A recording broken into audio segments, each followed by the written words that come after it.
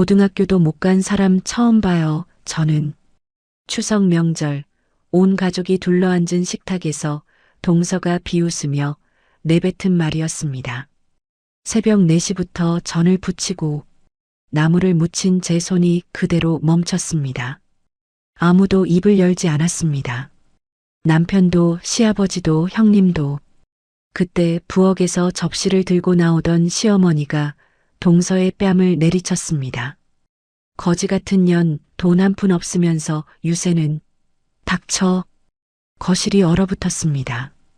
그날 이후 동서의 공격은 더 교묘해졌고 더 잔인해졌습니다. 제 학력을 동네방네 퍼뜨리고 제 사업을 짓밟고 시아버지의 재산까지 손을 뻗었죠.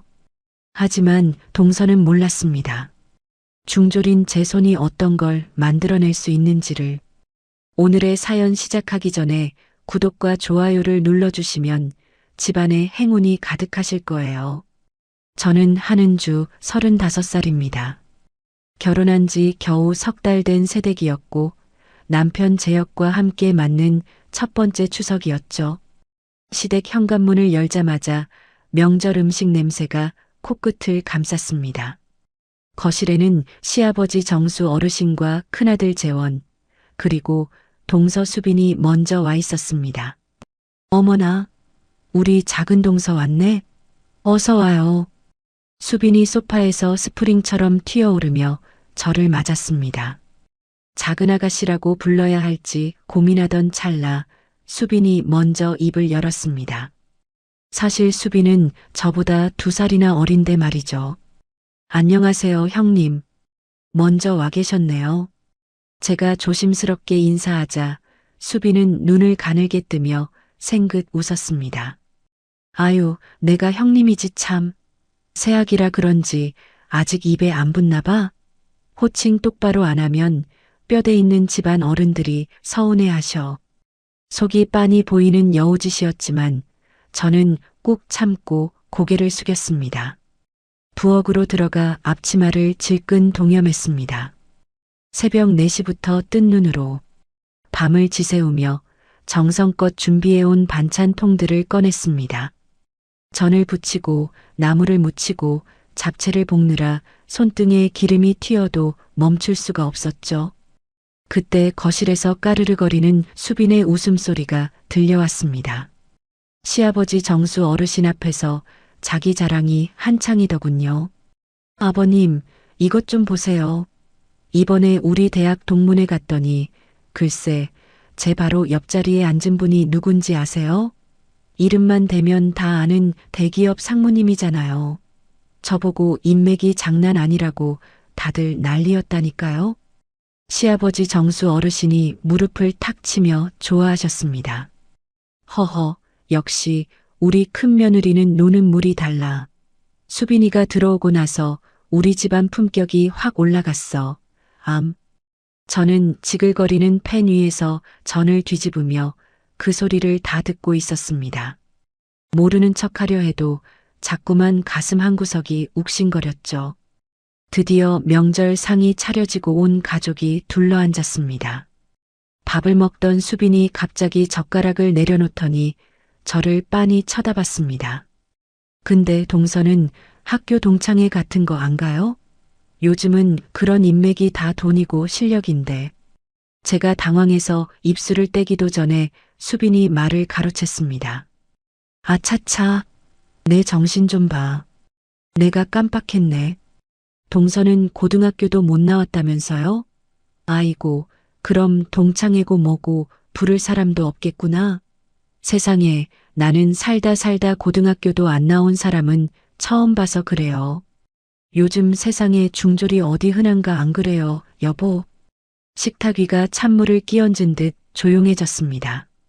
시아버지는 헛기침을 하며 눈치를 보셨고 아주버님 재원은 고개를 쳐박고 국물만 떠먹었습니다.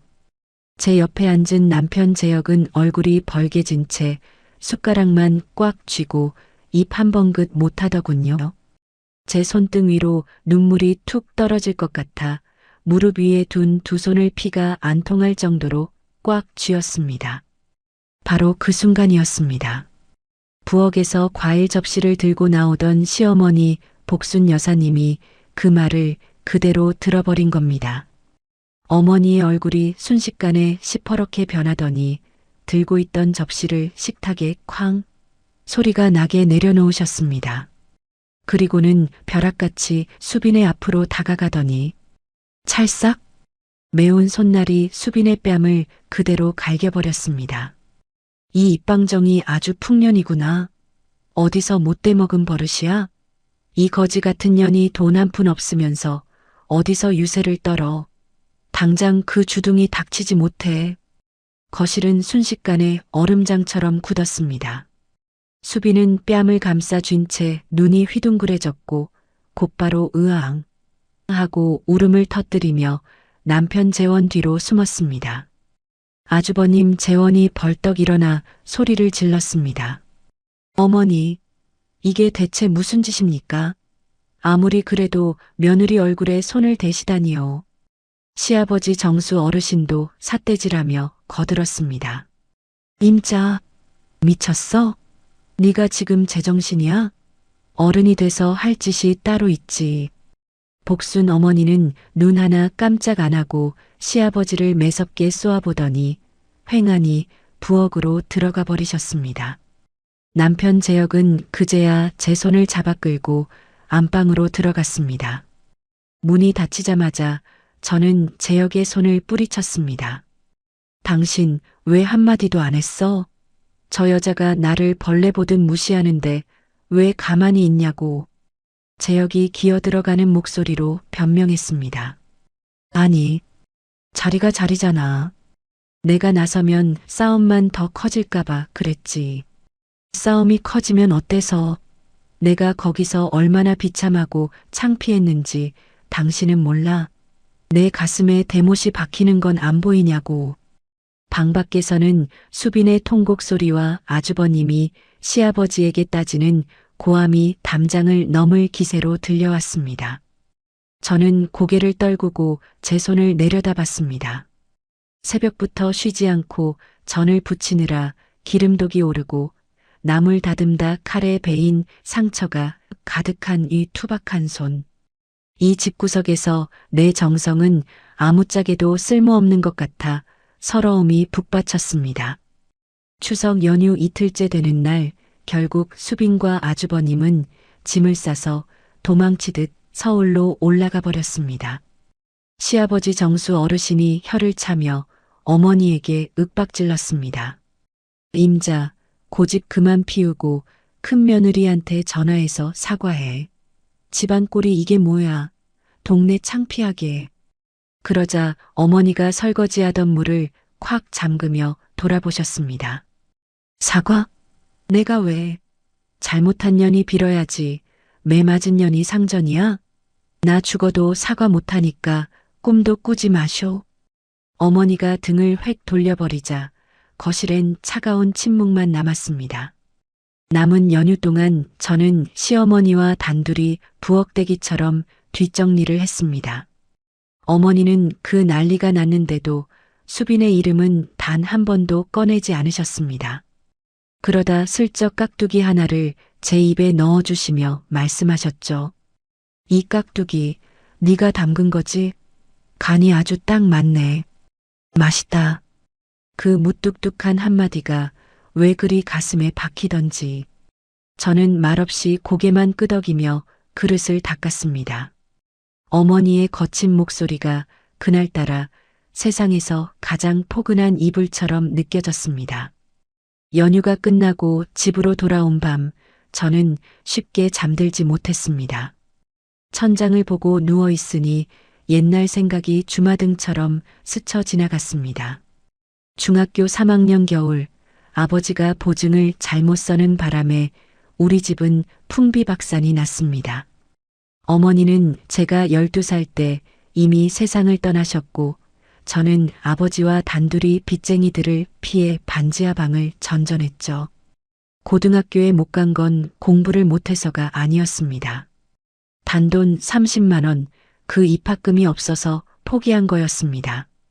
저는 어린 나이에 봉제 공장에 들어가 실밥을 뜯으며 사회생활을 시작했습니다.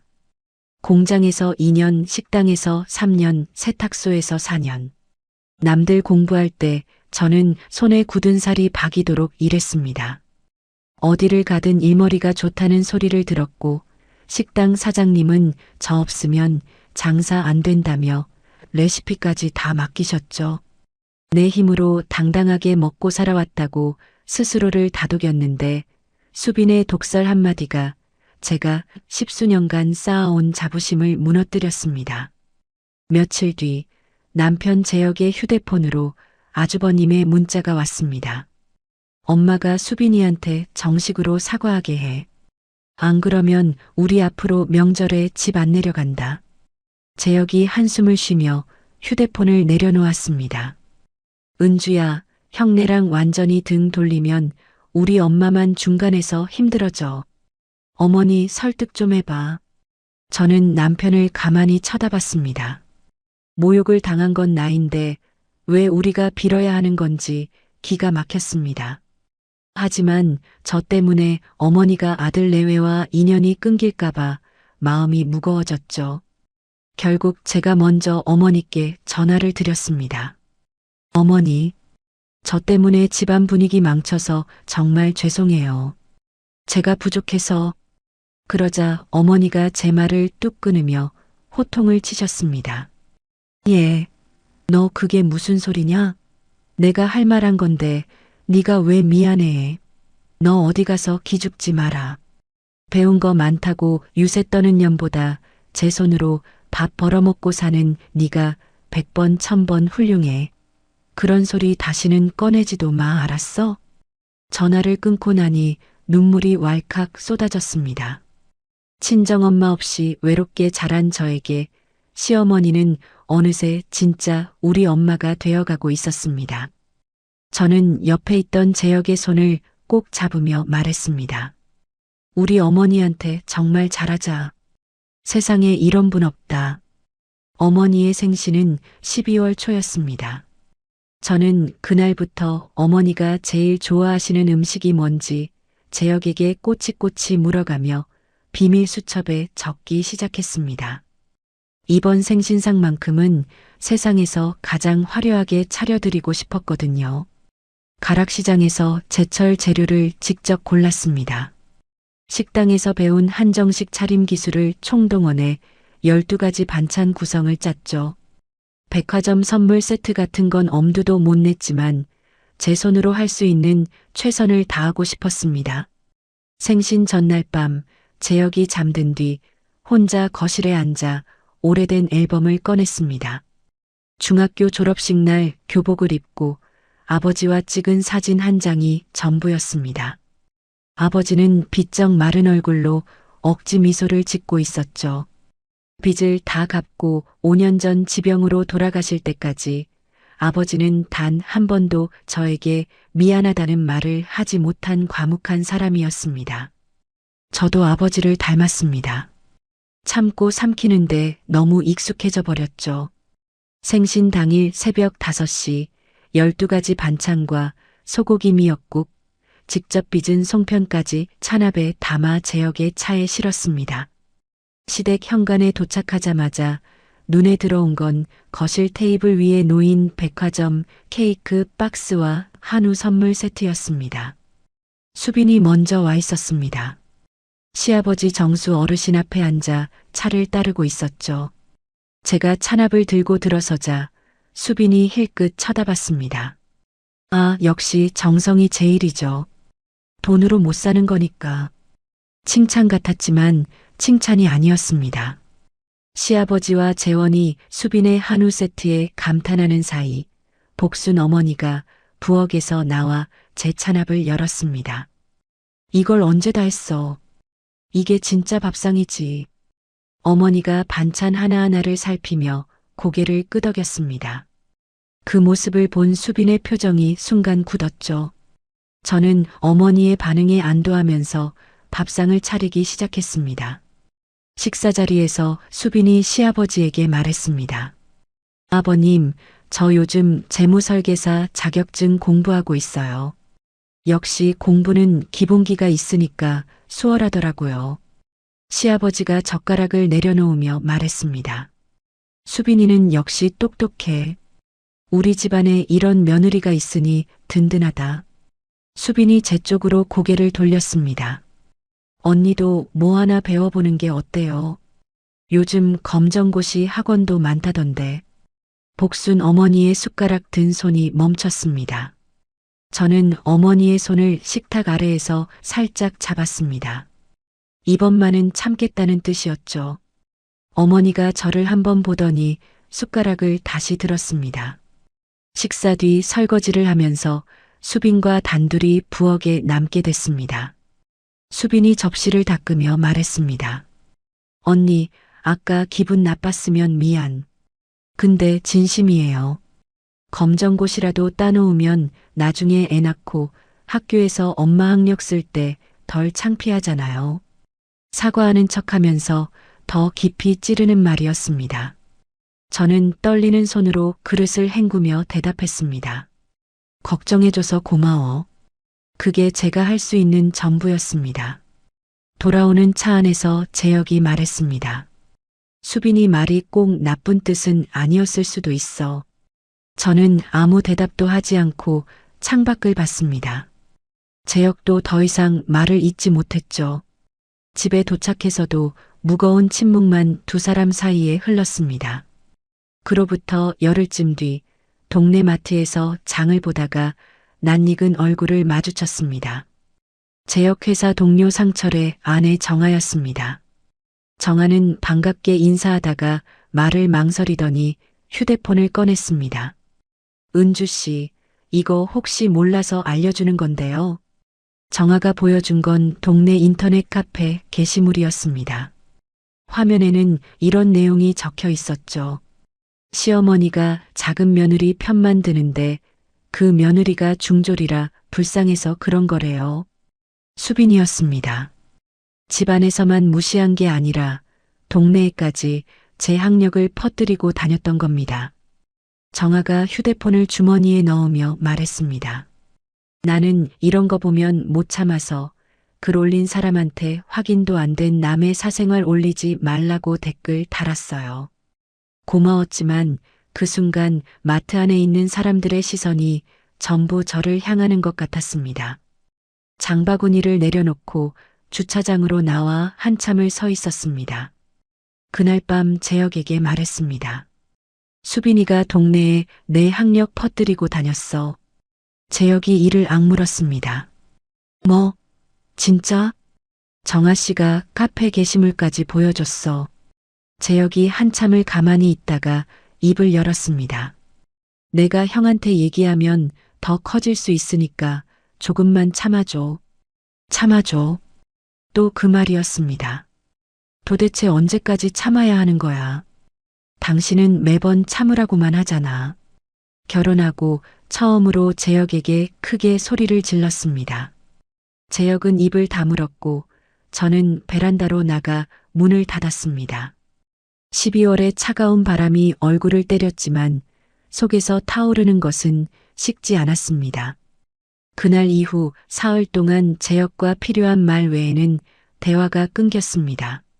재혁이 출근 전 식탁에 메모를 남겼습니다. 미안하다. 시간 좀 달라. 저는 그 메모를 접어 서랍에 넣고 답하지 않았습니다.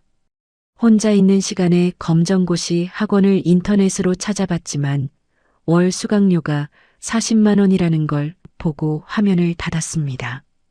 냉전 나흘째 아침 시어머니 복순에게서 전화가 왔습니다. 은주야, 오늘 시간 되면 나 좀 보러 와. 시댁에 도착하자 복순 어머니가 저를 마주 앉히고 말했습니다. 수빈이가 뭘 떠들고 다니든 신경 쓰지 마. 사람 값어치는 졸업장으로 매기는 게 아니야. 어머니가 제 손을 꼭 잡았습니다. 내가 시장 바닥에서 맨손으로 일어난 사람이라 그걸 알아. 참았던 울음이 터졌습니다. 어머니가 제 등을 쓸어주며 이야기를 꺼냈습니다. 나도 초등학교밖에 못 나왔어. 14살에 시장 좌판에서 장사 시작했지. 저 양반이 사업한다고 번번이 말아먹을 때마다 내가 시장에서 번 돈으로 이 집안을 지탱한 거야. 어머니가 코를 훌쩍이며 말했습니다.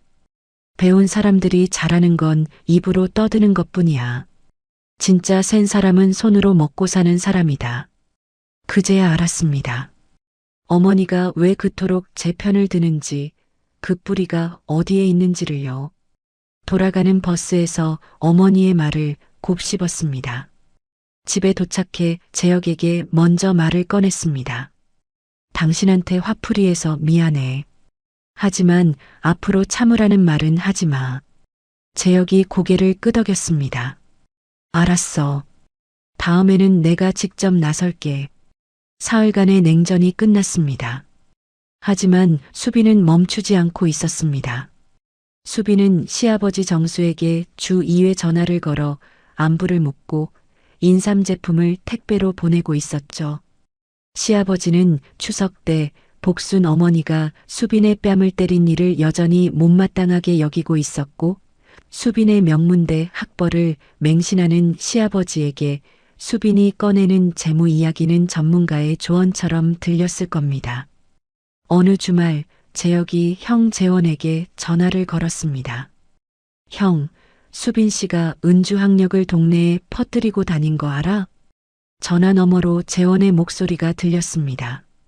수빈이가 그럴 리가 없어. 오해 아니냐? 그런 것보다 어머니가 수빈이한테 사과부터 하시는 게 순서 아니냐? 재혁의 입이 굳었습니다. 전화를 끄는 재혁이 저를 봤고 저는 고개를 저었습니다. 이 가족 안에서 제 편은 시어머니와 남편뿐이라는 걸 다시 한번 확인한 날이었습니다. 그 무렵 동네 주민센터 게시판에서 무료 비누 만들기 체험 포스터를 발견했습니다. 돈이 들지 않으니 한번 가보자는 가벼운 마음이었죠. 체험에서 라벤더 비누를 하나 만들어 집에 가져왔습니다. 재혁이 욕실에서 코를 벌름거리며 물었습니다. 향기 좋다. 이거 네가 만든 거야? 응, 주민센터에서. 오랜만에 작은 뿌듯함이 가슴에 번졌습니다. 하지만 며칠 뒤 시아버지 정수에게서 전화가 왔고 그 뿌듯함은 금세 사라졌습니다. 재혁아, 추석 때 일로 집안이 쪼개질 수는 없다. 설 전에 한번 다 같이 모여서 정리하자. 재혁이 전화를 끊고 저에게 말했습니다. 저는 그 정리라는 말이 무슨 뜻인지 바로 알아챘습니다. 결국 복순 어머니가 수빈에게 사과하는 것으로 마무리하려는 거였죠. 내가 당한 일인데 어머니가 사과해야 하는 거면 나는 이 가족에서 도대체 뭔데? 재혁은 대답하지 못했습니다. 그날 밤 잠이 오지 않아 거실에 앉았습니다. 주민센터에서 만든 비누를 손에 쥐고 돌렸습니다. 이 가족 안에서 존중받으려면 참는 것만으로는 안 된다는 걸 알고 있었습니다. 무언가 제 힘이 필요했습니다. 그게 뭔지는 아직 몰랐지만 더 이상 고개를 숙이는 건 답이 아니라는 것만은 분명했습니다. 12월이 저물고 있었습니다. 설 명절이 다가오고 있었고 시아버지가 말한 가족 모임이 코앞이었죠. 그리고 한 가지 더 생신 때 복순 어머니가 제 몰래 한쪽 가슴을 움켜쥐던 모습이 자꾸 눈앞에 아른거렸습니다. 설 연휴 2주 전 시댁 근처 은행에 적금 만기 해지를 하러 갔습니다. 생활비를 빼고 따로 모아둔 비상금 적금이었는데 통장에 찍힌 금액은 270만 원이었습니다. 결혼 후 3년 아끼고 아껴서 모은 돈의 전부였죠. 은행을 나서는데 건너편 커피숍 유리창 너머로 낯익은 두 사람이 보였습니다. 시아버지 정수와 수빈이었습니다. 수빈이 서류 뭉치를 시아버지 앞에 펼치며 뭔가를 설명하고 있었습니다. 저도 모르게 발이 커피숍 쪽으로 움직였습니다. 매장 입구 유리문 틈새로 수빈의 목소리가 흘러나왔습니다. 아버님 명의로 된 부동산을 미리 정리해 두시는 게 좋아요. 장남이 우선 받는 게 관례고요. 심장이 철렁 내려앉았습니다. 수빈이 시아버지를 단독으로 만나 재산 얘기를 하고 있었던 겁니다. 들킬까봐 서둘러 자리를 떴습니다. 버스에 앉아 창밖을 보면서 생각했습니다. 수빈은 재무설계사 자격증 공부를 한다고 했지만 시험도 치르지 않은 상태였습니다. 인터넷에서 주워들은 수준의 이야기를 전문가인 것처럼 포장하고 있었죠. 문제는 명문대 학벌을 맹신하는 시아버지가 수빈의 말을 고스란히 믿고 있다는 것이었습니다. 복순 어머니는 이 사실을 전혀 모르고 있었고 그게 가장 위험했습니다. 집에 돌아와 재혁에게 말했습니다. 오늘 은행 가다가 봤어. 아버님이랑 수빈이가 커피숍에서 만나고 있었어. 수빈이가 서류까지 준비해서 아버님한테 재산 정리하라고 하더라. 재혁이 고개를 갸웃했습니다. 설마 아버지가 그런데 넘어가시겠어? 당신 눈으로 직접 봤으면 그런 말 못해. 서류를 펼쳐놓고 설명하고 있었다고. 내가 형한테 물어볼게. 재혁은 그렇게만 말했습니다. 저는 며느리 입장에서 시아버지의 재산 문제에 직접 끼어들 수도 없는 처지에 속이 타들어갔습니다. 재혁이 형 재원에게 전화했습니다. 형, 아버지랑 수빈 씨가 커피숍에서 만나던데 무슨 일이야? 재원의 목소리가 전화기 너머로 들렸습니다. 수빈이가 재무설계 공부하면서 아버지한테 상담 좀 해드리는 거야. 뭐가 문제냐? 재혁이 입을 열려다 말았습니다. 전화를 끊은 재혁의 표정이 어두웠죠. 재원이 모르는 척하는 건지 함께하고 있는 건지 알 수가 없었습니다. 설 연휴 일주일 전 시아버지 정수에게서 직접 전화가 왔습니다. 재혁이 전화를 받자 시아버지의 목소리가 크게 울렸습니다.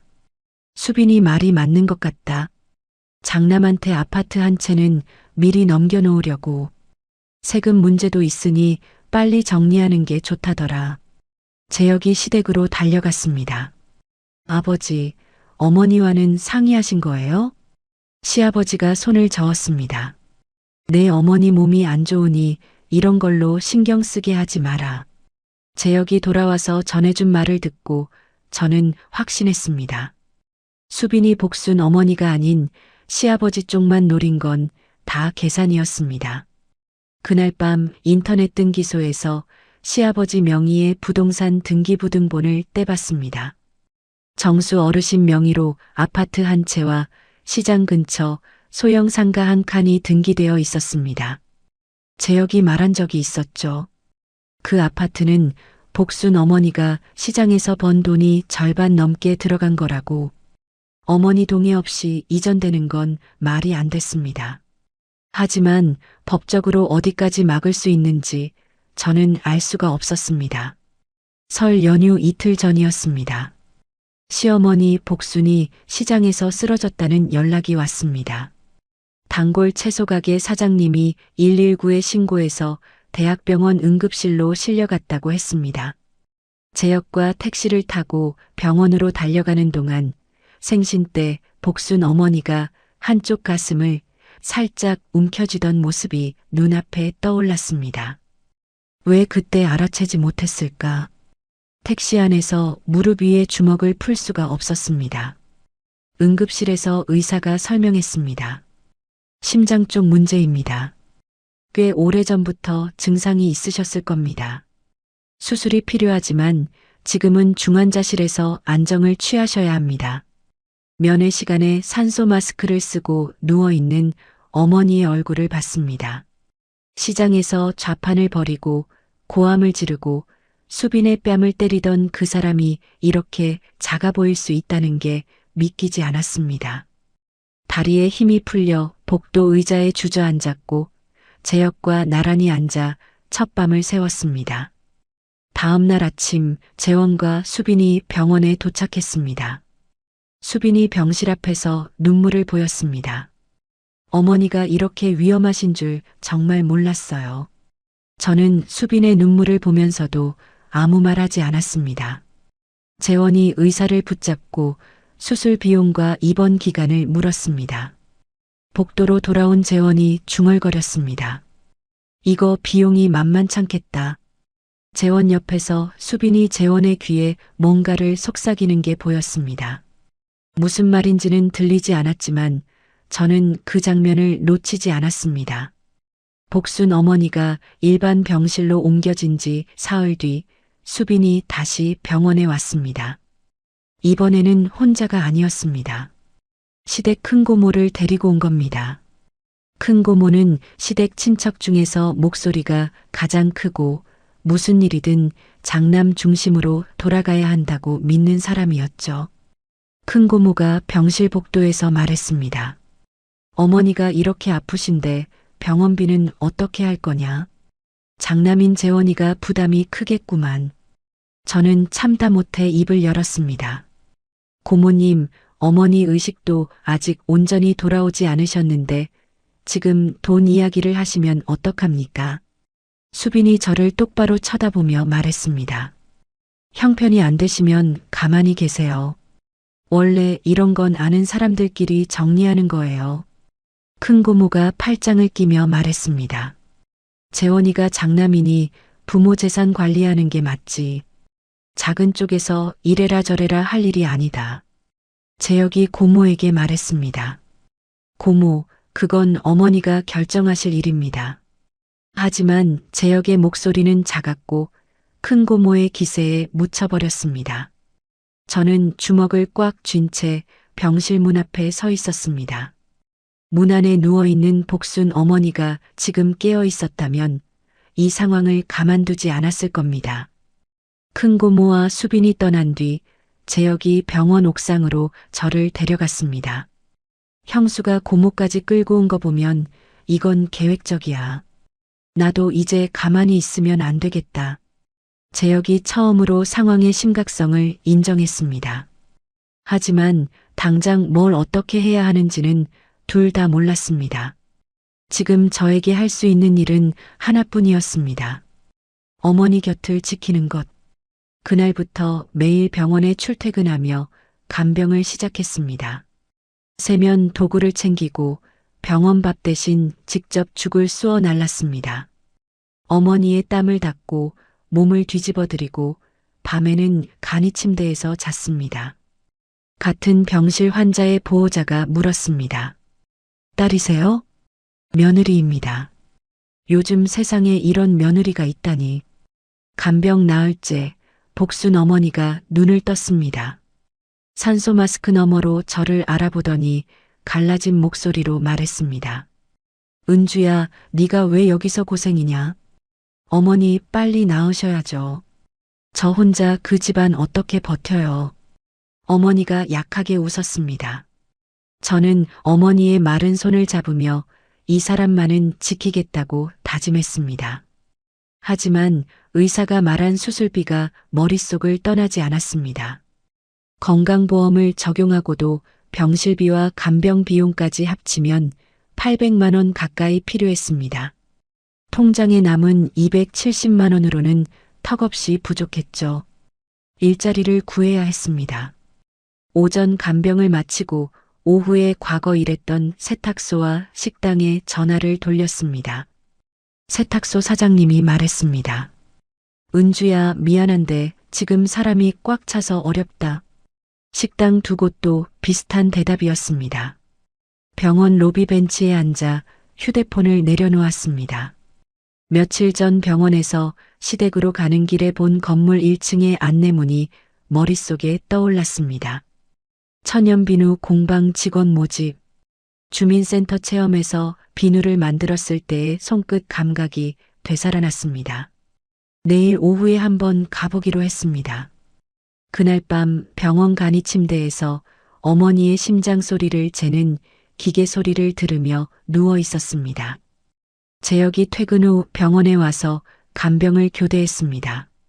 주말에는 내가 종일 있을 테니까 당신은 좀 쉬어. 저는 고개를 끄덕였습니다. 쉬는 대신 그 시간에 공방을 찾아갈 생각이었지만 아직 재혁에게는 말하지 않았습니다. 어머니의 잠든 얼굴을 바라보며 되뇌었습니다. 어떻게든 버텨내겠다고. 다음 날 오후 재혁이 주말 간병을 하러 병원에 온 틈을 타서 시댁 근처 건물 1층의 공방을 찾아갔습니다. 유리창 너머로 나무 선반 위에 가지런히 놓인 색색의 비누들과 말린 허브 장식이 보였습니다. 주민센터 체험에서 비누를 만들었을 때의 감각이 손끝에 되살아났습니다. 한참을 망설이다 문을 열고 들어갔습니다. 안쪽에서 앞치마를 두른 여자가 비누 틀에 뭔가를 붓고 있었습니다. 공방 사장 최미영이었습니다. 미영이 저를 보더니 고개를 들었고 제 손을 한번 훑어봤습니다. 이 손은 일을 많이 한 손이네. 만드는 일 해본 적 있어요? 저는 솔직하게 말했습니다. 시어머니가 입원해 계셔서 오전에는 병원에 있어야 하고 형편이 어려워서 일을 찾고 있다고. 학력은 중졸이라고. 미영이 선반에서 재료 3가지를 꺼내 제 앞에 놓았습니다. 비누 베이스, 올리브 오일, 약숙 분말이었습니다. 학력 칸에 뭐가 적혀 있든 여기선 손이 자격증이에요. 한번 만들어 봐요. 미영의 설명을 들으며 첫 비누를 만들었습니다. 비누 베이스를 중탕으로 녹이고 올리브 오일을 넣고 약숙 분말을 섞어 틀에 부었습니다. 모양은 투박했습니다. 하지만 미영이 굳은 비누의 단면을 칼로 잘라보더니 눈을 크게 떴습니다. 배합 비율이 딱 맞아요. 보통 한 달은 걸리는 감각을 첫날에 잡았네. 미영이 비누를 코에 대고 향을 맡으며 말했습니다. 오후 시간만 가능하면 그것만이라도 와요. 일당은 세탁소보다 나을 거예요. 가슴이 뛰었습니다. 누군가에게 능력을 인정받은 게 얼마만인지 모르겠습니다. 그날부터 제 하루가 바뀌었습니다. 새벽 5시에 일어나 복순 어머니의 죽을 만들어 병원에 가져다 드리고 오전 간병을 했습니다. 오후 1시부터 5시까지는 미영의 공방에서 비누 만드는 법을 배웠죠. 저녁에는 다시 병원에 들러 어머니 상태를 확인했습니다. 제 역은 퇴근 후 저녁 7시부터 밤 10시까지 병원에서 간병을 맡았고 주말에는 제 역이 종일 병원에 있어서 제가 공방에 집중할 수 있었습니다. 공방 첫 주 일당 25만 원은 곧바로 복순 어머니의 병원비로 들어갔습니다. 미영은 단순히 기술만 가르치는 사람이 아니었습니다. 어느 날 비누를 포장하면서 미영이 말했습니다. 나도 고등학교까지밖에 못 나왔어요. 화장품 회사 공장에서 5년 일하면서 재료랑 만드는 과정을 현장에서 혼자 익혔죠. 35에 퇴직금 모아서 이 공방 열었고 미영이 선반 위에 서류 액자를 가리켰습니다. 화장품 만드는 사업장으로 정식 등록된 허가증이었습니다. 세상이 내 학력을 깔보면 내 실력으로 입을 막아야 해요. 미영에게서 사장이 아니라 인생 선배를 받습니다. 비누 만드는 기초부터 하나하나 배워나갔습니다. 비누 베이스를 녹여 틀에 붓는 원리, 천연 재료 배합, 향기 기름 조합, 굳히는 기간 관리까지. 어릴 적 외할머니 집에서 맡았던 약숙 향이 떠올라 강화도 약숙을 주재료로 한 비누를 직접 만들어 보기 시작했습니다. 미영이 제가 만든 약숙 비누를 살펴보더니 말했습니다. 이건 우리 공방 제품이랑 달라요. 은주 씨만에게 될 수 있겠어. 간병과 공방 일을 같이 한 지 3주째, 복순 어머니의 상태가 안정되어 수술 날짜가 잡혔습니다. 의사가 설명했습니다.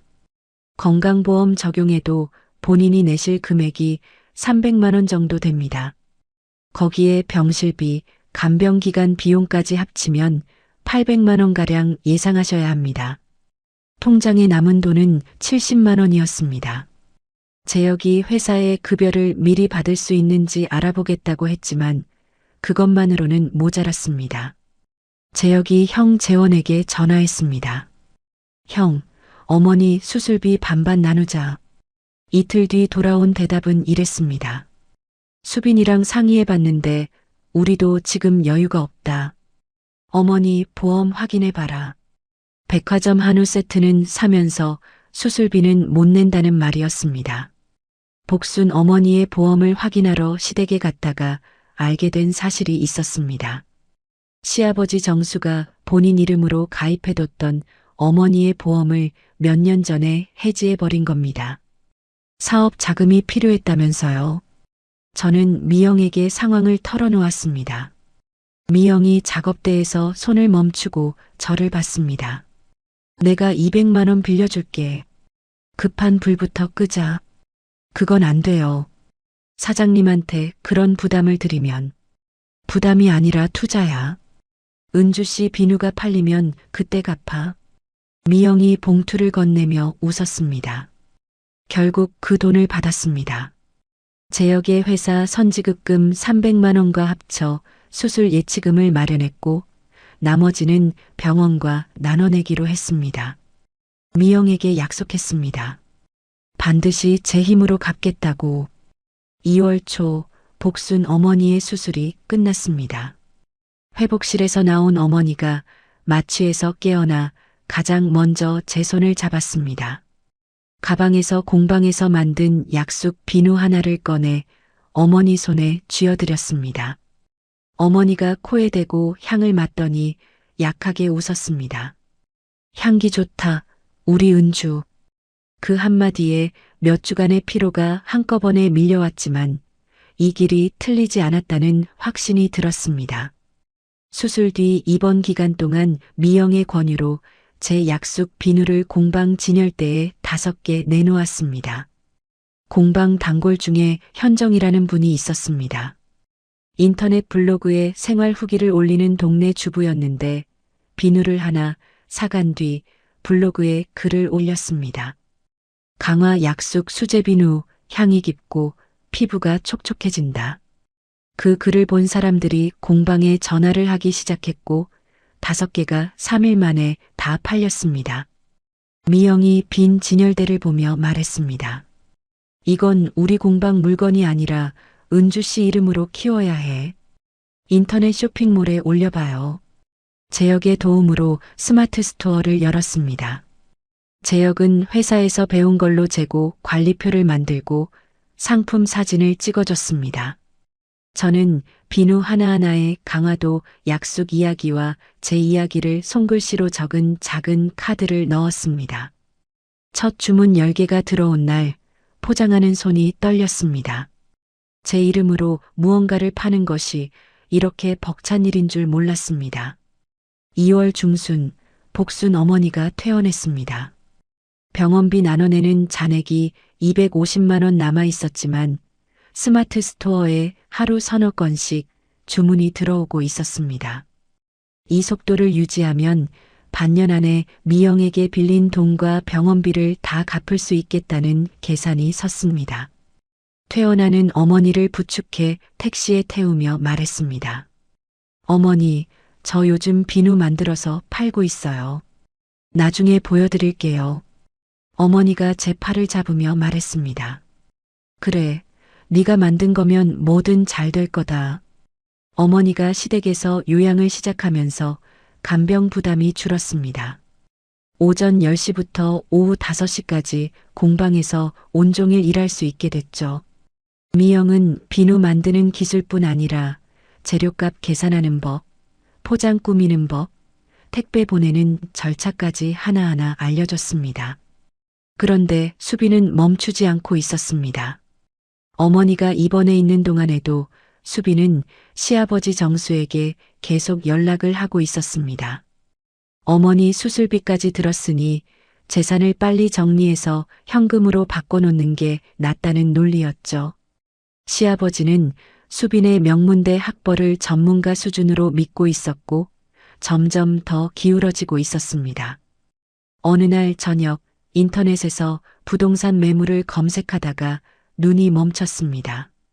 시댁 아파트와 같은 단지, 같은 크기, 같은 층수의 매물이 올라와 있었습니다. 혹시나 싶어 인터넷 등기소에서 등기부등본을 다시 떼봤습니다. 소유권 이전은 아직 안 됐지만 매물로 나와 있다는 건 시아버지가 팔 준비를 하고 있다는 뜻이었습니다. 어머니가 퇴원한 지 겨우 며칠밖에 안 됐는데 어머니가 사시는 집이 이미 매물로 나와 있었던 겁니다. 재혁에게 등기부등본과 부동산 화면을 같이 보여줬습니다.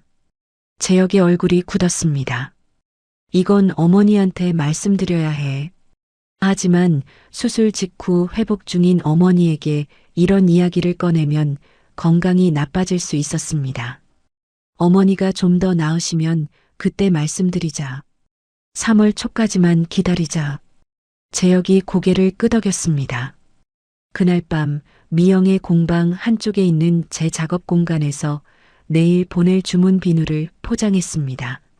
한쪽에서는 사업이라는 희망이 자라고 있었고 다른 한쪽에서는 가족 안의 일이 조여오고 있었습니다. 비누에서 나는 약숙 향을 맡으며 생각했습니다. 제 손이 지금 이 순간에도 무언가를 만들어내고 있다는 것. 그게 버틸 힘이었습니다. 3월부터 8월까지 반년이 흘렀습니다. 블로거 현정의 후기를 시작으로 약숙 비누가 입소문을 탔습니다. 한 달에 주문이 500개를 넘기기 시작했고 미영의 공방 한쪽에서 작업하던 공간이 좁아졌습니다. 재혁과 함께 공방 옆 건물의 소형 작업실을 보증금 300만 원에 월세 35만 원으로 얻었습니다. 제품은 미영의 사업장 허가 아래에서 만들되 제 이름을 건 브랜드로 파는 구조를 갖췄죠. 재혁은 퇴근 후와 주말마다 택배 포장과 발송, 재고, 관리를 도맡았습니다. 매출이 자리를 잡자 미뤄뒀던 일에 손을 뻗었습니다. 8월 검정고시에 도전하기로 한 겁니다. 새벽 4시에 일어나 교재를 펴고 국어와 수학 문제를 풀었습니다. 입학금 30만 원이 없어서 고등학교에 가지 못했던 16살의 저에게 보내는 약속이었습니다. 7월 첫 반년의 수익을 정리했습니다. 복순 어머니의 병원비 나눠내던 잔액 250만 원을 완납했습니다. 미영에게 빌린 200만 원도 갚았습니다. 병원 수납 창구에서 완납 영수증을 받아든 순간 로비 한가운데서 한참을 울었습니다. 슬퍼서가 아니었습니다. 제 손으로 빚을 갚았다는 것이 이렇게 벅찬 일인 줄 몰랐습니다.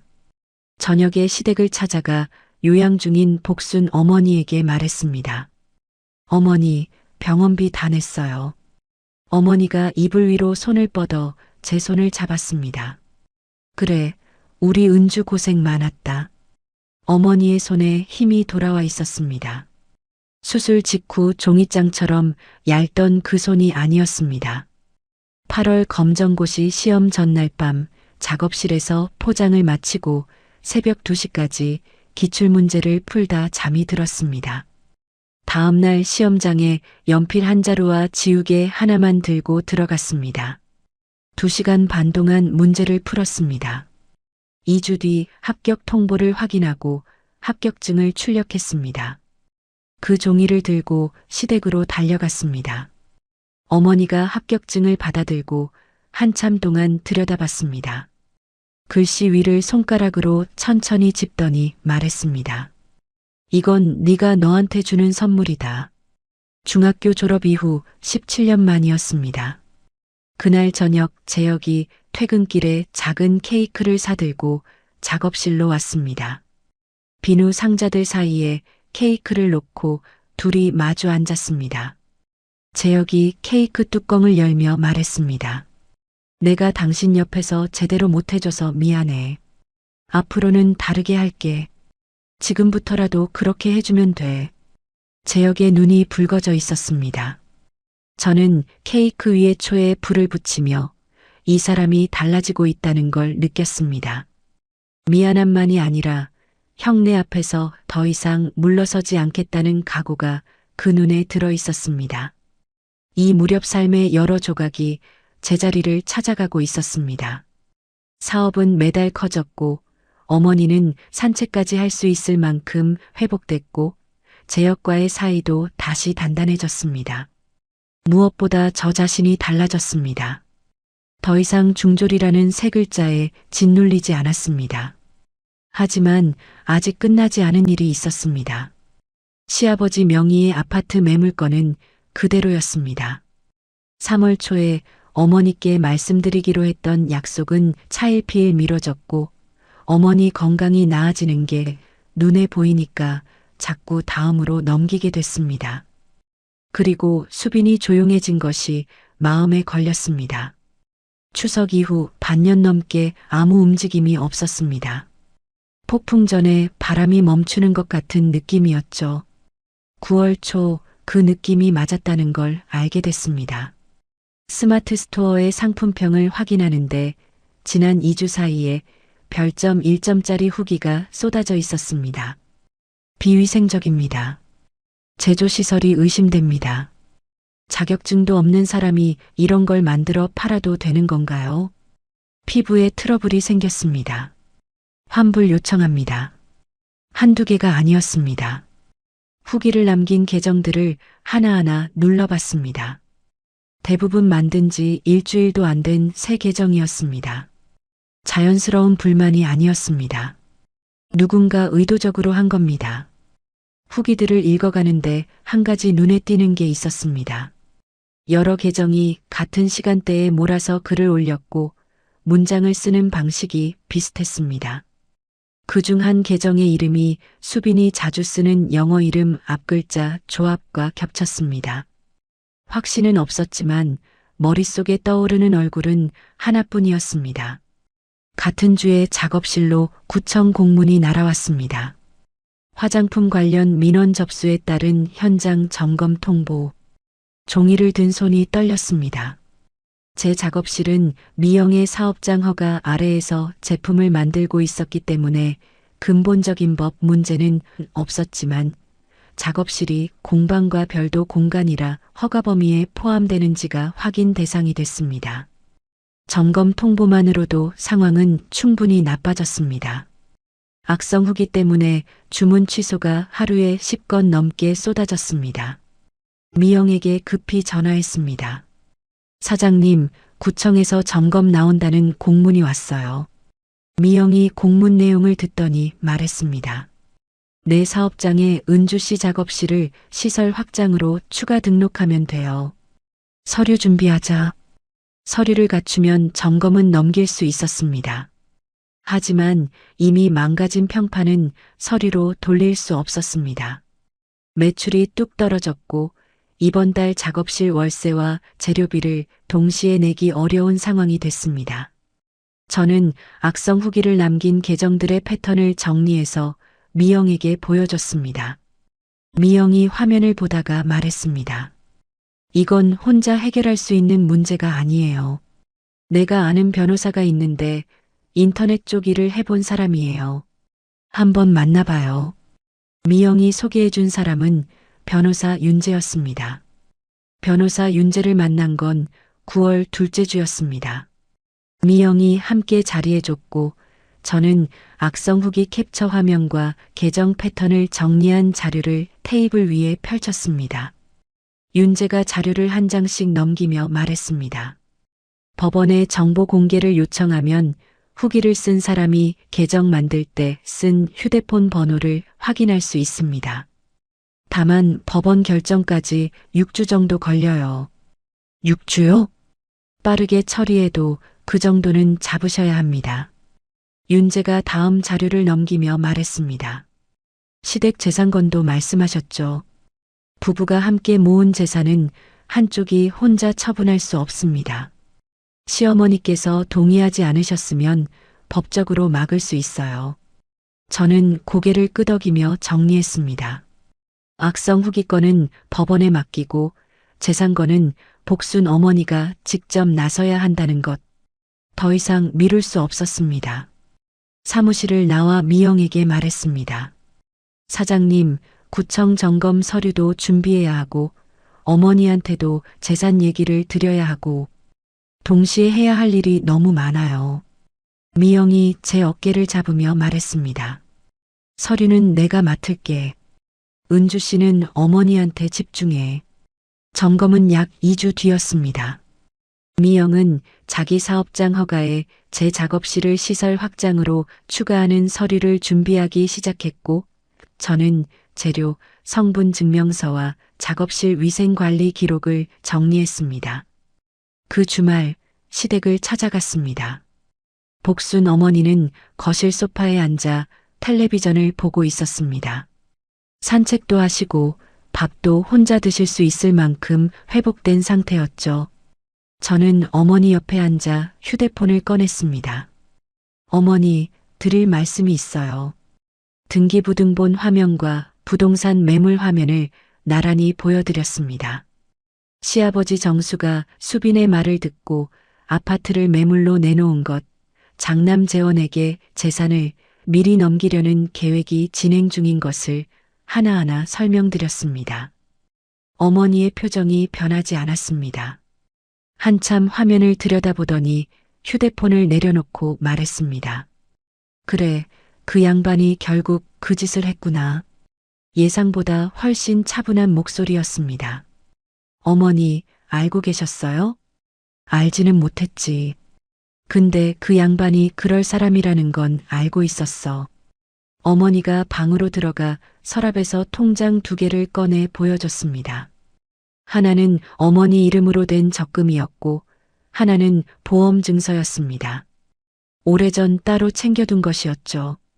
그리고 그 아파트는 내 돈이 반 넘게 들어간 거야. 저 양반이 혼자 팔 수 있는 게 아니다. 저는 윤재 변호사 이야기를 꺼냈습니다. 어머니가 고개를 끄덕이며 말했습니다.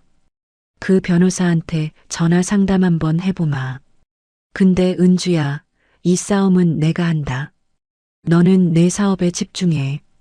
어머니 목소리에 시장 바닥에서 수십 년을 버텨온 사람의 단단함이 묻어 있었습니다. 하지만 수빈은 가만히 있지 않았습니다. 복순 어머니가 움직이기 시작했다는 걸 재원을 통해 감지한 겁니다. 수빈이 재원에게 말했다고 합니다. 시어머니가 재산 문제를 법으로 가져가려 한대. 이러다 아버지 체면이 바닥나. 수빈은 큰고모에게도 연락했습니다. 큰고모에게 전해진 내용은 이랬죠. 작은 며느리가 시어머니를 부추겨서 집안을 소송으로 끌고 간대. 며칠 뒤 큰고모에게서 재혁에게 전화가 왔습니다. 재혁아, 내 마누라가 집안을 말아먹으려 한다며. 재혁이 전화기를 꽉 쥐며 말했습니다. 고모, 사실을 확인해 보세요. 아버지가 어머니 동의 없이 아파트를 팔려고 한 겁니다. 수빈이한테 다 들었어. 큰 며느리가 그렇다는데 뭘 또 확인해. 전화가 끊겼습니다. 재혁이 휴대폰을 식탁 위에 내려놓았습니다. 사업 위기에 가족 안에서까지 고립되는 상황이 동시에 벌어지고 있었습니다. 구청 점검일이 왔습니다. 담당 공무원이 작업실에 들어와 시설과 재료, 만드는 과정을 확인했습니다. 미영이 함께 와서 사업장 시설 확장 서류와 재료 성분 증명서, 위생관리 기록을 건넸습니다. 공무원이 서류를 살피며 말했습니다. 신고 절차가 좀 늦었는데 현장 상태는 양호합니다. 보안 서류 내시면 다시 확인하겠습니다. 즉각적인 영업 중지는 나오지 않았습니다. 최악은 면했지만 악성 후기 때문에 주문은 계속 줄고 있었습니다. 서류를 갖춰도 인터넷에 깔린 나쁜 후기를 읽고 돌아서는 사람들을 막을 수는 없었죠. 미영과 머리를 맞댔습니다. 사람들을 직접 불러서 비누 만드는 과정을 보여주는 건 어때요? 눈으로 보면 믿잖아요. 미영이 고개를 끄덕이며 말했습니다. 좋아요. 공방 체험 행사를 열자. 현정 씨한테도 알려서 인터넷에 퍼뜨리자고. 현정에게 연락했습니다. 현정은 곧바로 자기 블로그와 동네 인터넷 카페에 행사 소식을 올려줬습니다. 행사 준비에 매달리면서 잃어버린 신뢰를 되찾을 기회가 이번뿐이라는 걸 알고 있었습니다. 행사 준비를 하던 어느 새벽이었습니다. 작업실에서 혼자 비누를 만들고 있었습니다. 매출은 반토막이 났고 이번 달 월세는 밀릴 판이었고 법원 결과는 6주를 기다려야 했습니다. 손이 멈췄습니다. 포기하고 싶다? 처음으로 그 말이 입 밖으로 나왔습니다. 그때 작업실 문이 열렸습니다. 재혁이 편의점 커피 2잔을 들고 서 있었습니다. 퇴근하고 바로 온 거였죠. 아무 말 없이 제 옆에 앉아 커피 한 잔을 내밀었습니다. 도망가지 말자. 나도 이번엔 안 도망갈 테니까. 저는 커피를 받아들고 재혁을 봤습니다. 재혁이 말했습니다. 내일 반차 내고 형 만나러 갈 거야. 지금까지 형 앞에서 작아지기만 했는데 이제 그만하려고. 재혁의 눈이 달랐습니다. 추석 때 안방으로 끌고 가며 더 커진다고 했던 그 사람이 아니었습니다. 저는 고개를 끄덕이며 커피를 한 모금 마셨습니다. 재혁이 잠든 뒤 체험 행사 안내 포스터를 직접 만들었습니다. 문구를 쓰다가 펜이 멈췄습니다. 중졸 엄마의 천연 비누, 손으로 증명합니다. 이 문장을 넣을지 말지 한참을 고민했습니다. 학력을 숨기는 게 수빈이 만들어 놓은 틀에 갇히는 거라는 생각이 들었습니다. 그 문구를 그대로 살렸습니다. 다음 날 오전 재혁이 반차를 내고 형 재원의 직장 근처 카페에서 형을 만났습니다. 재혁이 제게 전화로 전해준 내용은 이랬습니다. 형한테 말했어. 수빈 씨가 내 아내 사업에 한 짓 다 알고 있다고. 형이 모른 척하면 나도 더 이상 형으로 안 본다고. 형이 뭐래? 증거가 있냐고 하더라. 그래서 악성 후기 패턴 자료 보여주고 변호사한테 법원에 정보 공개 요청 넣었다고 했어. 결과 나오면 형수 이름이 나올 거라고. 형 표정이 어땠어? 처음으로 흔들리더라. 같은 주 토요일 공방 체험 행사를 열었습니다. 현정의 홍보 덕분에 30명 넘는 사람이 왔습니다. 비누 만드는 전 과정을 공개했습니다. 재료 증명서와 위생 기록을 벽에 붙여놓고 참가자들이 직접 비누를 만들어 보게 했습니다. 행사가 끝날 무렵 한 참가자가 다가왔습니다. 사장님 이야기 듣고 감동받았어요. 비누 10개 주문할게요.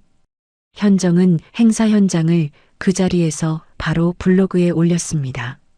사진과 함께 제조 과정을 상세히 적어줬죠. 악성 후기에 대한 가장 강력한 반박이었습니다. 행사 이후 스마트 스토어에 좋은 후기가 다시 올라오기 시작했고 주문량이 조금씩 회복됐습니다. 복순 어머니는 변호사 윤재와 전화 상담을 마치고 시아버지 정수에게 직접 말했습니다. 그 아파트 매물 내린 거 알고 있어. 내 동의 없이 처분하려 하면 법으로 간다. 시아버지가 매물을 일단 내렸다고 했지만 겉으로만 물러선 건지는 알 수 없었습니다. 법원에 정보 공개를 요청한 지 6주가 지난 10월 중순 윤재에게서 연락이 왔습니다. 결과 나왔습니다. 악성 후기 계정 3개가 가입할 때 쓴 휴대폰 번호가 같은 사람 명의입니다. 누구요? 이수빈 씨입니다. 손에 든 휴대폰이 미끄러질 뻔했습니다. 직감은 맞았지만 실제로 이름을 확인하니 머릿속이 하얘졌습니다. 저는 그 결과를 들고 재원을 만나러 갔습니다. 서류를 재원 앞에 내밀며 말했습니다. 형님, 이래도 모르는 척 하실 건가요? 재원이 서류를 들여다봤습니다. 수빈의 휴대폰 번호가 찍힌 종이 위에서 재원의 시선이 멈춰 있었습니다. 한참을 아무 말도 하지 못했습니다. 확인해 보겠다. 재원이 그 한마디만 남기고 자리를 떴습니다. 저는 카페에 혼자 앉아 식어가는 커피를 바라봤습니다. 이 증거가 가족 안의 힘을 바꿀 수 있다는 건 알고 있었습니다. 하지만 이 일이 가족을 완전히 갈라놓을 수도 있다는 무게가 동시에 느껴졌습니다. 재원이 카페를 떠난 그날 밤 재혁에게서 전화가 왔습니다. 형이 수빈이한테 따졌나 봐. 형수가 울면서 전화했다고 형이 나한테 연락 왔어. 수빈이가 뭐래? 형이 말을 잘 못하더라. 내일 자세히 얘기해준다고. 다음날 저녁 재혁이 퇴근하자마자 말해줬습니다. 재원이 낮에 재혁에게 전화해서 전해준 내용이었죠. 재원이 서류를 들이밀자 수빈이 처음으로 울며 입을 열었다고 합니다. 나는 공부밖에 한 게 없는데 그것마저 아무도 인정 안 해주면 나한테 뭐가 남느냐고. 취업은 번번이 떨어졌고 아이도 없고 시어머니한테 뺨까지 맞았는데 중졸인 은주 언니는 사업도 하고 시어머니 사랑도 받고 남편도 잘해주는데 자기한테는 졸업장밖에 없으니까 그걸로라도 이기고 싶었다고. 재혁이 그 이야기를 전해주는 동안 저는 식탁 앞에 가만히 앉아 있었습니다. 수빈이 밉지 않다고 하면 거짓말이었습니다. 추석 때 온 가족 앞에서 받은 모욕, 동네에 퍼진 소문, 악성 후기로 무너질 뻔한 사업. 하나하나가 생생하게 남아 있었으니까요. 하지만 수빈의 그 말이 귓가에 맴돌았습니다. 나한테는 졸업장밖에 없다는 그 말. 고소는 안 할 거야. 재혁이 저를 봤습니다. 대신 다시 이런 일 생기면 그때는 안 봐줄 거야. 증거는 그대로 가지고 있어. 재혁이 고개를 끄덕였습니다. 당신이 결정한 거면 따를게. 형한테는 내가 확실히 선을 그었으니까. 윤재 변호사에게 연락했습니다. 악성 후기 건은 고소를 넣지 않되 증거 자료는 보관해달라고. 윤재가 알겠다고 했습니다. 한편 복순 어머니는 윤재의 도움을 받아 시아버지 정수에게 내용 증명을 보냈습니다. 부부가 함께 마련한 재산을 한쪽이 동의 없이 처분하려 했으니 법적으로 무효라는 내용이었죠. 부동산 매물도 완전히 내려졌습니다. 내용 증명을 받은 시아버지가 복순 어머니 앞에 앉았다고 합니다. 재혁이 전해준 말에 따르면 시아버지가 이렇게 말했다고 합니다. 내가 경솔했다. 수빈이 말만 듣고 판단한 게 잘못이야. 복순 어머니가 대답했습니다. 재산은 두 아들한테 공평하게 갈 거야. 근데 그건 내가 죽고 나서 할 일이지. 멀쩡히 살아있는데 내 집을 팔아? 시아버지가 처음으로 어머니 앞에서 고개를 숙였다고 합니다. 며칠 뒤 재원에게서 재혁에게 전화가 왔습니다. 재혁아, 한번 만나자. 형제가 시댁 근처 식당에서 마주 앉았습니다. 재혁이 돌아와서 전해준 이야기입니다. 재원이 먼저 말을 꺼냈다고 합니다. 수빈이가 한 행동에 대해 형으로서 미안하다. 내가 더 일찍 막았어야 했는데. 재혁이 대답했습니다. 나한테 할 말이 아니라 은주한테 해야 할 말이야. 재원이 고개를 끄덕였다고 합니다. 그 주말 재원에게서 직접 전화가 왔습니다. 전화기 너머로 재원의 목소리가 어색하게 떨렸습니다. 은주 씨, 수빈이 일에 대해 미안하다. 내가 옆에 있으면서 막지 못했어. 형님, 감사합니다. 전화를 끊고 얼마 지나지 않아 수빈에게서 문자가 왔습니다. 짧은 문장이었습니다. 죄송합니다. 제가 잘못했습니다. 화면을 한참 들여다봤습니다. 추석 때의 뺨소리, 마트에서 정아가 보여준 카페 게시물, 작업실에서 혼자 울던 새벽이 한꺼번에 떠올랐습니다. 답장을 쳤습니다. 앞으로 이런 일 없었으면 좋겠습니다. 보내기를 누르고 휴대폰을 내려놓았습니다. 용서와 화해는 다른 것이었습니다. 사과를 받아들이는 것과 마음이 풀리는 건 같은 일이 아니었죠. 11월 초 시댁에서 가족 모임이 있었습니다. 복순 어머니의 건강 회복을 축하하는 자리였습니다. 재원과 수빈, 재혁과 저, 시아버지 정수와 복순 어머니가 함께 식탁에 앉았습니다. 처음에는 아무도 말을 꺼내지 못했습니다. 젓가락 소리만 식탁 위에 울렸죠. 재원이 먼저 입을 열었습니다. 은주 씨, 지난 일은 정말 미안했다. 짧은 한마디였습니다. 수빈은 고개를 숙인 채 저와 눈을 마주쳤다가 시선을 내렸습니다. 긴 말은 하지 못했습니다. 완전한 화해와는 거리가 있었지만 2년 전 추석 때와는 분명히 다른 공기가 식탁 위에 흘렀습니다. 복순 어머니는 두 며느리를 번갈아 보며 아무 말씀을 하지 않았습니다.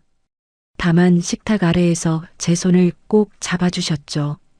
재혁은 제 옆에서 형 앞에서도 당당하게 제 어깨에 손을 올리고 있었습니다. 시아버지 정수는 조용히 식사를 하다가 나중에 복순 어머니에게 작게 말했습니다. 내가 집안을 제대로 못 챙겼다. 복순 어머니가 시아버지를 한번 보고 아무 대답 없이 국을 떠먹었습니다. 그게 어머니 방식의 대답이라는 걸 저는 알고 있었습니다. 시댁에서 돌아오는 차 안에서 재혁이 말했습니다. 오늘 형한테 말하면서 손이 떨렸어. 근데 하길 잘한 것 같다. 당신이 달라져서 나도 버틸 수 있었어. 재혁이 운전대를 잡은 채 고개를 끄덕였습니다. 결혼할 때 했던 약속이 떠올랐습니다. 서로의 편이 되자고 했던 말. 그 약속이 2년이 지나서야 제대로 지켜지고 있었습니다. 아직 남은 일들이 있었습니다. 사업을 미영의 사업장 아래가 아니라 독립적으로 운영하려면 직접 허가를 받아야 했습니다. 수빈과의 진짜 관계 회복은 시간이 더 필요했고 복순 어머니의 건강도 계속 살펴야 했죠. 하지만 더 이상 혼자가 아니라는 확신이 있었습니다. 차창 밖으로 가로등 불빛이 스쳐 지나갔습니다. 미영의 공방에서 시작해 작업실을 얻고 스마트 스토어를 열고 악성 후기를 버텨내고 여기까지 왔습니다. 아직 한참 남은 길이었지만 방향은 맞다는 걸 알고 있었습니다. 집에 도착해 작업실에 들렀습니다. 내일 보낼 택배 물량을 확인했습니다. 체험 행사 이후 주문이 꾸준히 회복되고 있었고 현정이 올려준 행사 후기 덕분에 새로운 손님도 늘고 있었습니다. 악성 후기 사태 이전 수준까지 매출이 돌아올 날이 멀지 않았습니다. 메모장을 꺼내 적었습니다. 내일 할 일, 사업장 허가 등록 절차 알아보기. 펜을 내려놓고 작업실 불을 껐습니다. 이듬해 봄이 왔습니다. 약숙 비누 브랜드가 인터넷에서 화제가 됐습니다. 체험 행사 포스터에 넣었던 그 한 줄, 중졸 엄마의 천연 비누, 손으로 증명합니다가 시작이었죠. 누군가 그 문구를 캡처해서 인터넷 카페에 올렸고 거기서부터 퍼져나갔습니다. 월 주문량이 1,500개까지 늘었습니다. 미영과 정식으로 동업계약을 맺었습니다. 공방 옆 건물 지상 1층에 매장을 얻어 작업실을 옮겼고 직접 사업장 허가 등록도 마쳤습니다. 직원을 2명 뽑았습니다. 면접을 보는데 한 지원자의 이력서에서 눈이 멈췄습니다. 이름은 지연 28살. 학력란이 비어 있었습니다. 지연이 고개를 숙이며 말했습니다. 저도 집안 사정으로 고등학교를 못 나왔어요. 이력서 낼 때마다 학력란이 제일 무서워요. 저는 지연의 손을 봤습니다. 일을 많이 한 손이었습니다. 여기선 손이 자격증이에요. 미영이 저에게 했던 말이었습니다. 그 말을 제가 누군가에게 건네는 날이 올 줄은 몰랐죠. 지연의 눈이 붉어졌고 저는 고개를 끄덕여 보였습니다. 사업이 커지면서 지역 소상공인 지원센터의 여성 창업 프로그램에 참가하게 됐습니다. 센터에서 창업 과정을 발표하는 자리가 있었습니다. 30명 남짓한 청중 앞에 섰습니다. 마이크를 잡은 손이 떨렸습니다. 저는 중학교 졸업이 학력의 전부인 사람입니다. 봉제 공장에서 시작해서 식당, 세탁소를 거쳤고 지금은 비누를 만들어 팔고 있습니다. 발표를 마치자 청중 사이에서 박수가 나왔습니다.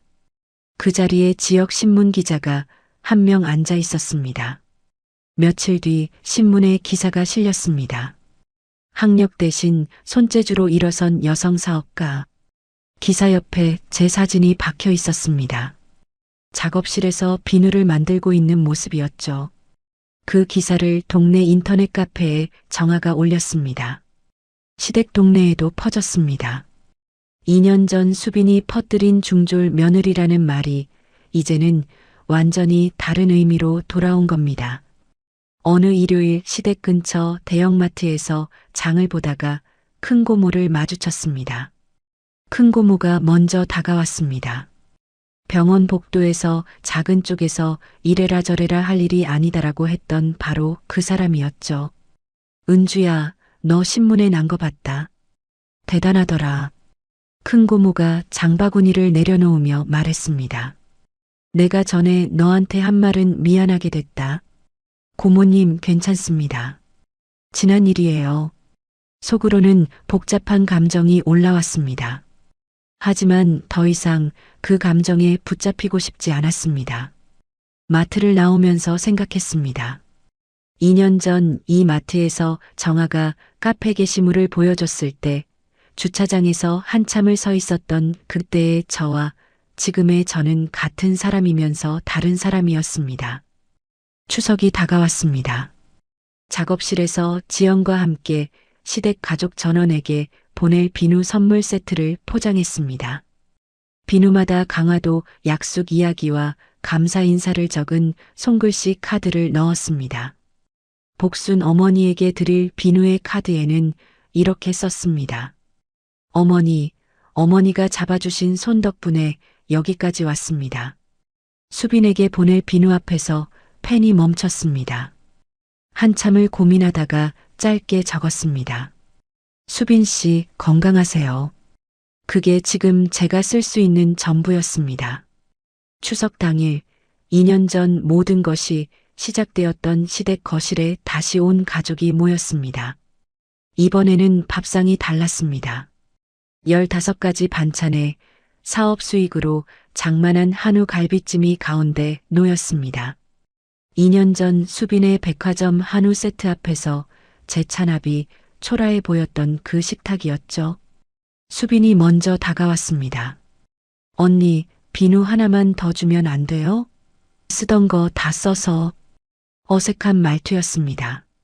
하지만 2년 전 고등학교도 못 간 사람 처음 봐요라고 했던 그 입에서 나온 말이라고는 믿기 어려웠죠. 완전한 화해는 아직 멀었습니다. 하지만 다른 공기가 흐르고 있었습니다. 응, 다음에 보내줄게. 저는 그렇게만 대답하고 밥상을 차리기 시작했습니다. 식사 자리에서 시아버지 정수가 갈비찜을 한 점 입에 넣고 말했습니다. 올해 밥상이 역대급이네. 복순 어머니가 제 쪽을 가리키며 말했습니다. 우리 은주가 차린 거다.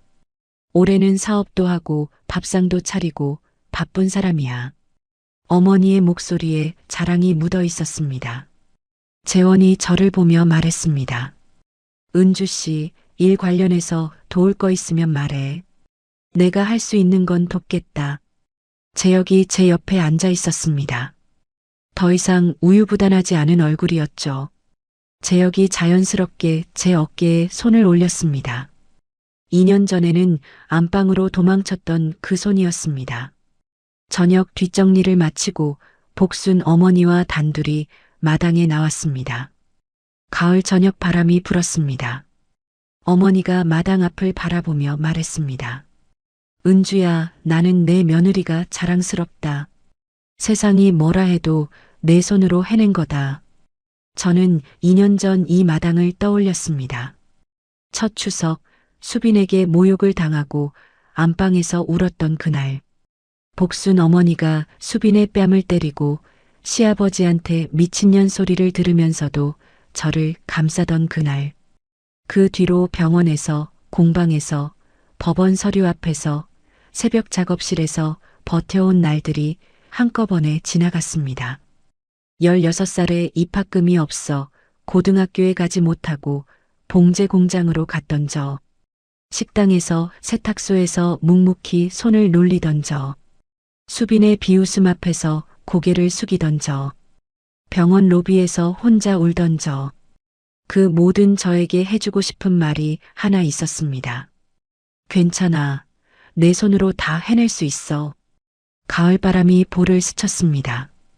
복순 어머니가 옆에 서 있었습니다. 저는 그 말을 가슴속으로 조용히 되뇌었습니다. 은주는 중학교를 졸업한 게 학력의 전부인 사람이었습니다. 입학금 30만 원이 없어서 고등학교에 가지 못했고 봉제 공장에서 첫 일을 시작했죠. 세상은 늘 졸업장부터 물었고 동서는 그걸 가장 아픈 곳에 정확히 꽂았습니다. 하지만 은주의 손은 멈추지 않았습니다. 공장에서, 식당에서, 세탁소에서, 그리고 작은 공방에서 그 손이 만들어낸 건 비누만이 아니었습니다. 무너진 자존감을 다시 세우고 가족을 지키고 자기 이름 석자로 된 가게 문을 여는 일까지 전부 그 손이 해낸 것이었죠. 사람의 가치는 졸업장에 적힌 글자가 아니라 살아온 시간이 증명하는 것이라고 생각합니다. 은주에게는 시장 바닥에서 맨손으로 일어선 시어머니가 있었고 뒤늦게 등을 펴준 남편이 있었고 손이 자격증이라고 말해준 사람이 있었습니다. 그리고 무엇보다 포기하지 않은 자기 자신이 있었습니다. 혹시 지금 누군가의 말 한마디에 고개를 숙이고 계신 분이 있다면 은주의 이야기가 작은 힘이 되었으면 좋겠습니다. 당신의 손으로 해온 모든 일에는 졸업장보다 무거운 가치가 담겨 있으니까요. 이야기를 끝까지 들어주신 분이 계시다면 잘 들었다고 댓글 하나만 남겨주세요. 감사합니다.